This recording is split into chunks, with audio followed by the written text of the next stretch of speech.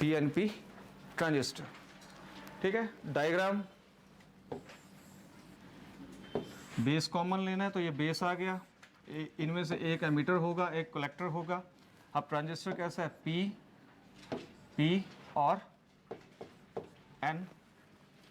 ठीक है, ये आ गया ट्रांजिस्टर का बेस, ये आ गया इसका एमीटर, और मैं बोल नहीं सकता भी एमीटर कौन सा है, एरो से लगेगा पता। और एमीटर बेस जंक्शन जो होगा, चाहे ये एमीटर हो तो एरो ऐसे आएगा, चाहे ये एमीटर हो, P से PN जंक्शन फॉरवर्ड वाइज होता है हमेशा। ठीक है ना, PN जंक्शन, हाँ, PN junction is always forward wise, और जब ये फॉरवर्ड वाइज होता है तभी ये कंडक्ट करता है, तभी ये कंडक्ट करता है। तो एरो की डायरेक्शन आपकी कुछ ऐसी होगी। ठीक है, अब इसमें हमने क्या किया, बेस कॉमन ले लिया। अब है कि एम्पलीफायर, एम्पलीफायर है तो कुछ ना कुछ मैं बोलूंगा। ठीक है, तो वो जो मैं बोल रहा हूं इनपुट है, उसको बोलेंगे इनपुट, तो वो आ गई ये आपकी इनपुट। ठीक है, अब यहां ध्यान से देखिए सर्किट डायग्राम के अंदर, मुझे PN जंक्शन जो है उसको फॉरवर्ड वाइज, एरो से तो हमने बोल दिया, ठीक है, पर हमें बैटरी तो लगानी पड़ेगी ना, करंट किस डायरेक्शन में। तो PN जंक्शन फॉरवर्ड वाइज तब होगा जब बैटरी का पॉजिटिव ट्रांजिस्टर के P से जुड़े, ठीक है, और बैटरी का नेगेटिव ट्रांजिस्टर के N से जुड़े। समझ गए।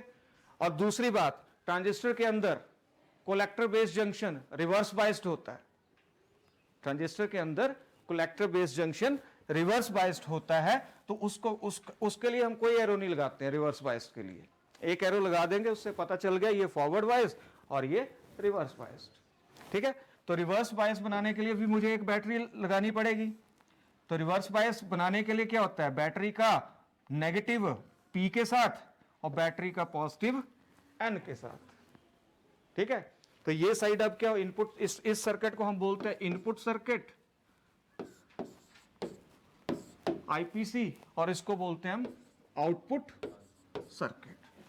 ठीक है, अब आउटपुट हमें कहां मिलेगी, आउटपुट के लिए हमें क्या करना पड़ेगा, यहां पे एक कोई भी रेजिस्टेंस साउंड होगा तो आउटपुट किस फॉर्म में होगी, ठीक है, स्पीकर की फॉर्म में होगी। साउंड कहां से सुनते हो आप, स्पीकर से सुनते हो, तो आउटपुट जो हमें मिलेगी वो यहां पे मिलेगी, दिस इज द आउटपुट, यहां पे मिलेगी। आउटपुट का मतलब क्या है, स्पीकर क्या है, उसके अंदर वायर होती है, वायर लगी होती है बड़ी सारी, ठीक है, वायर होती है तो उसकी क्या होती है, रेजिस्टेंस होती है, तो वो रेजिस्टेंस मैंने बना दी, तो हमें आउटपुट यहां पे मिल जाएगी। दो वायर निकाल ली, आगे क्या लगा दिया, स्पीकर लगा दिया। अगर साउंड का केस है, यहां क्या लगाएंगे, माइक, यहां क्या, ये एम्पलीफाई करेगा उसको, और यहां स्पीकर लगा देंगे। आप छोटे छोटे, आप अपने फोन से एक छोटे छोटे स्पीकर यूज नहीं करते हो, तो स्पीकर के अंदर क्या लगाएगा, एम्पलीफायर लगा। जो आपके फोन की साउंड बहुत कम होती है, पर वो छोटा स्पीकर जो है उस साउंड को क्या कर देता है, इंक्रीज करके आपको देता है ना, यही होता है ना। हाँ, तो ये वो चीज है ये। ठीक है, अब इसमें सिंपल सी बात है कि बेस एमीटर जैसे इसमें लिखा हुआ है ना, तो आप अपनी थ्योरी बना सकते हो। ठीक है ना, कि एमीटर बेस जंक्शन, एमीटर, इसको बोलेंगे एमीटर बेस सर्किट बोलेंगे बेसिकली। एमीटर बेस, ये जो है ना एमीटर और बेस, एमीटर और बेस का सर्किट जो है, इसको बोलते हैं हम इनपुट सर्किट। ठीक है, इसको बोलते हैं हम इनपुट सर्किट। और जो कलेक्टर, ये कलेक्टर है, ठीक है, और ये बेस है, कलेक्टर बेस सर्किट को बोलते हैं हम आउटपुट सर्किट। यही तो मैंने दो लाइनें पहले लिखवाई हैं।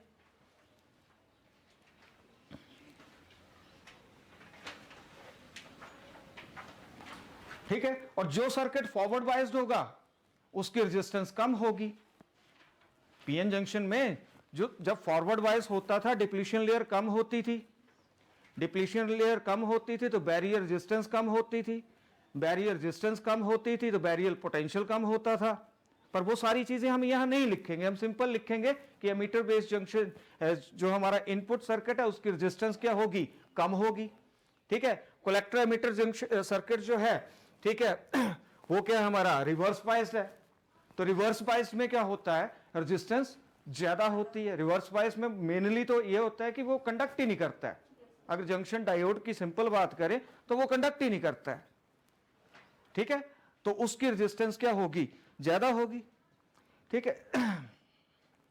तो यही मैंने अगली लाइन लिखवाई है, therefore resistance of the output circuit is more, you can convert it into your own words,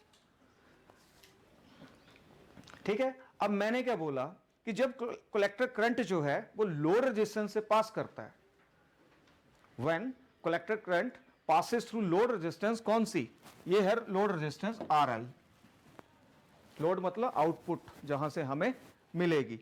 तो कलेक्ट यहां से आ कौन रहा है, कलेक्टर करंट आ रहा है, यस आ रहा है, पॉजिटिव से नेगेटिव करंट की डायरेक्शन क्या होगी, ये होगी, नेगेटिव की तरफ को होगा करंट, ये पॉजिटिव है ना, ऐसे गया ऐसे गया ऐसे गया ऐसे गया ऐसे गया फिर समझ गए।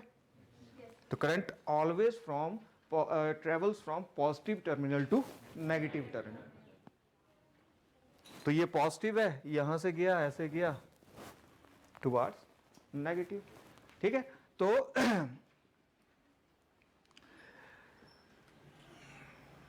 एक पोटेंशियल ड्रॉप होगा, पोटेंशियल ड्रॉप का मतलब क्या, पोटेंशियल कम होगा, ठीक है, पोटेंशियल कम होगा, करंट कौन सा है, पोटेंशियल क्या होता है, ओम्स लॉ क्या बोलता है, V is equal to I R, ठीक है। तो यहां पे करंट कौन सा है, आई सी, ठीक है, आर कौन सा है, ये करंट किससे पास हो रहा है, RL से, तो यहां क्या आएगा, आर एल आएगा।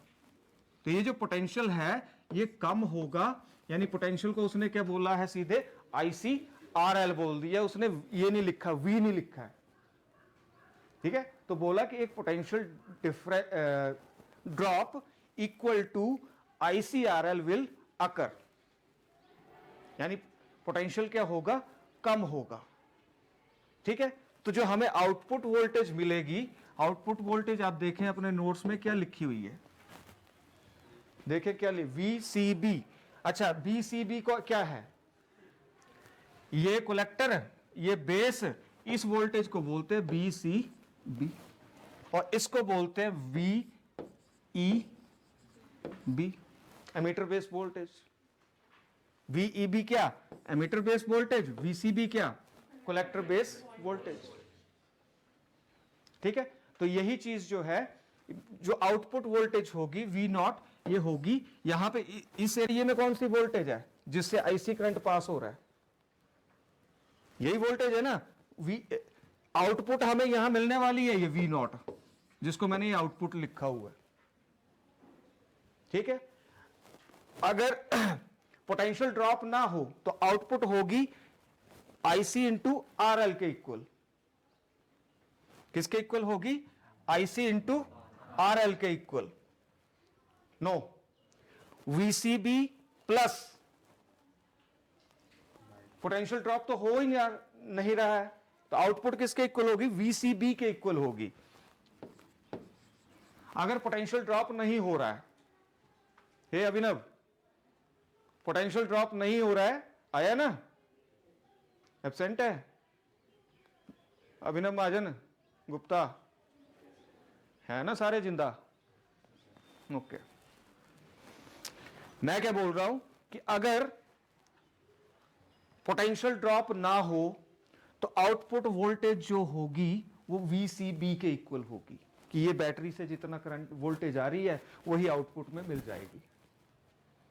पर हो क्या रहा है कि जैसे IC करंट जो इस RL से पास हो रहा है, ठीक है, तो पोटेंशियल कम हो रहा है, पोटेंशियल क्या हो रहा है, कम हो रहा है, क्योंकि बीच में क्या आ गया, रेजिस्टेंस आ गई। रेजिस्टेंस क्या करती है, करंट को कम करती है, और अगर, ठीक है, तो V upon I is equal to R, ठीक है। तो ये रेजिस्टेंस क्या करती है, करंट को क्या, करंट के रेजिस्टेंस क्या है, इनवर्सली प्रोपोर्शनल है, रेजिस्टेंस ज्यादा होगी तो करंट, तो वैसे तो IC आराम से चला हुआ था, पर उसको बीच में क्या मिल गई, रेजिस्टेंस, रेजिस्टेंस के कारण क्या हुआ, जो पोटेंशियल बना करंट कम हो गया, अगर करंट कम हो गया तो पोटेंशियल भी क्या हो गया, कम हो गया। क्योंकि हम क्या बोलते हैं, ओम्स लॉ क्या बोलता है, V is directly proportional to I। तो रेजिस्टेंस के कारण करंट कम हुआ तो पोटेंशियल भी क्या होगा, कम होगा। उसी को तो हम पोटेंशियल ड्रॉप बोल रहे हैं, उसी को तो हम क्या बोल रहे हैं, पोटेंशियल ड्रॉप। ठीक है, तो पोटेंशियल क्या होगा, कम होगा। जैसे आईसी करंट जो है आरएल से पास होगा तो पोटेंशियल ड्रॉप आएगा। पर मैथमेटिकली हमें अगर ये देखें कि अगर ये रेजिस्टेंस नहीं होती तो हमें आउटपुट जो होती वो वीसीबी इसी वोल्टेज के इक्वल मिल जाती। पर पोटेंशियल क्या हुआ, ड्रॉप हुआ। ड्रॉप का मतलब क्या होगा, माइनस। ठीक है, पोटेंशियल है क्या, आईसी इंटू, इसलिए वहां से वो इक्वेशन आई। ठीक है, अब क्या होगा कि जैसे हम इनपुट एसी सिग्नल अप्लाई करेंगे, इनपुट एसी सिग्नल कैसा होगा, ऐसा होगा, sine wave. Input AC signal कैसा होगा, ऐसा होगा, साइन वेव की तरह, जो कम होगा। अब परसों फेयर बेल है, माइक में वैसे आप बोलना, किसी को पीछे सुनाई नहीं देगा। जैसे आप एम्पलीफायर लगाओगे बीच में, साउंड कहां तक जाती है और आउटपुट कहां से मिलती है, स्पीकर से मिलती है।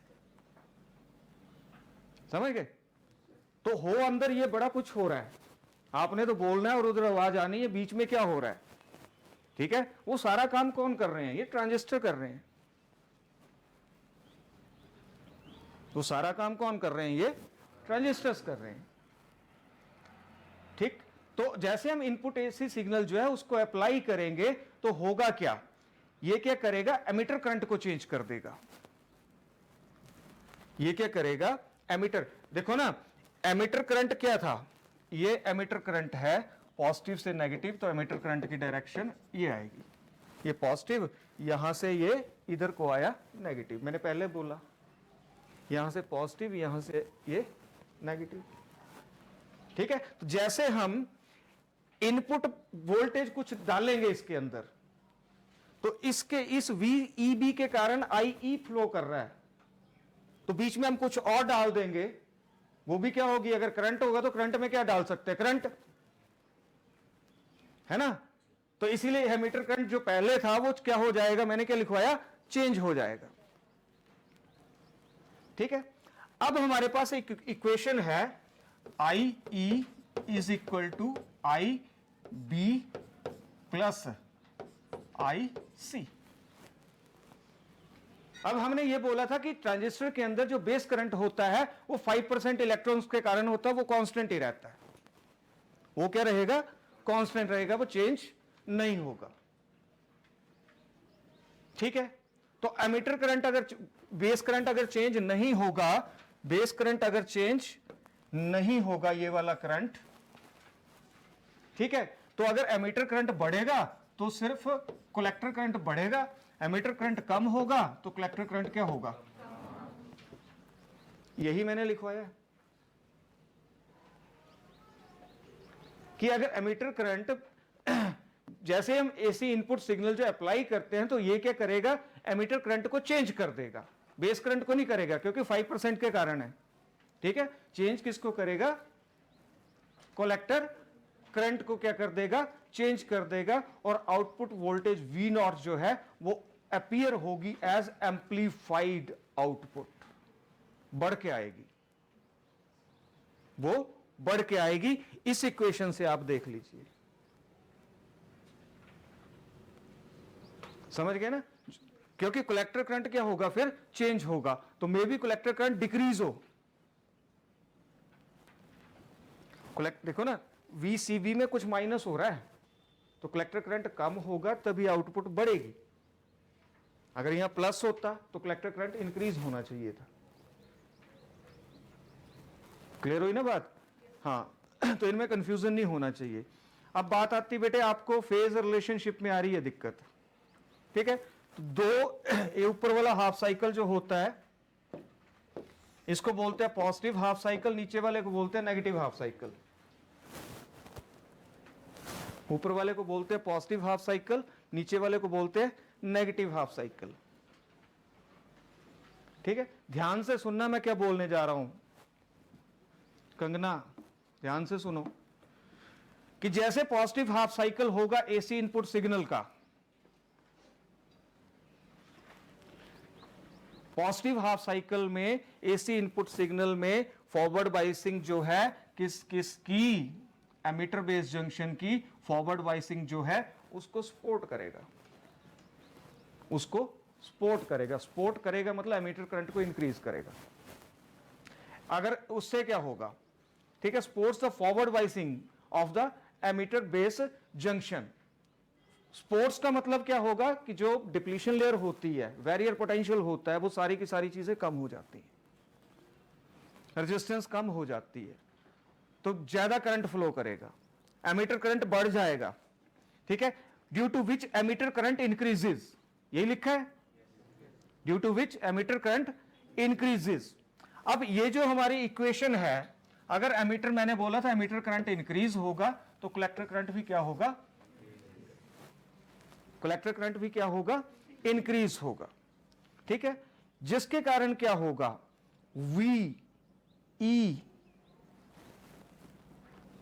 VCB decreases.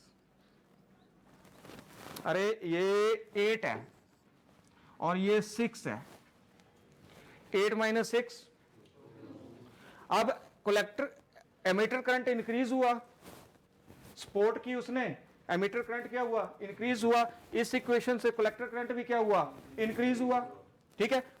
कलेक्टर करंट को मैं इंक्रीज कर देता हूं, इसको मैं 7 कर देता हूं, ये कितना था, 2 था और ये 8 ही रखा, ये तो फिक्स है वोल्टेज VCB, ठीक है, तो 8 - 7 कितना होगा, ठीक है, तो उससे क्या हो रहा है कि VCB जो है वो क्या हो रही है, डिक्रीज हो रही है, जिसके कारण कलेक्टर जो है वो लेस नेगेटिव हो जा रहा है, और that is it show positive variation, hence during positive half cycle AC signal voltage of the output signal also varies through positive half cycle। कहने का मतलब ये है कि इस केस में कॉमन बेस एम्पलीफायर के अंदर अगर इनपुट में पॉजिटिव हाफ साइकिल है तो आउटपुट में एम्पलीफाइड पॉजिटिव हाफ साइकिल आ रहा है, इसमें एम्पलीट्यूड इतना था और इसमें देखो कितना बड़ा है, एम्पलीफाई हो गया, ठीक है। इसी तरह से हम ये प्रूव कर सकते हैं, शो कर सकते हैं कि जब नेगेटिव हाफ साइकिल होगा एसी इनपुट सिग्नल का, तो जो वोल्टेज आउटपुट है, वोल्टेज जो है कलेक्टर वो वेरी करेगी, negative half cycle, hence in common base amplifier input signal and output signals are in same phase. मतलब इनपुट का भी अगर क्रेस्ट है, क्रेस्ट ही बोलते हैं इसको, ठीक है, तो आउटपुट का भी क्या आ रहा है, क्रेस्ट आ रहा है, यानी इसका पॉजिटिव हाफ साइकिल है, आउटपुट का भी एम्पलीफाइड पॉजिटिव हाफ साइकिल है। अगर इसका क्या होगा, नेगेटिव हाफ साइकिल होगा, तो आउटपुट का भी क्या होगा, एम्पलीफाइड नेगेटिव हाफ साइकिल होगा। तो this is the common base amplifier using PNP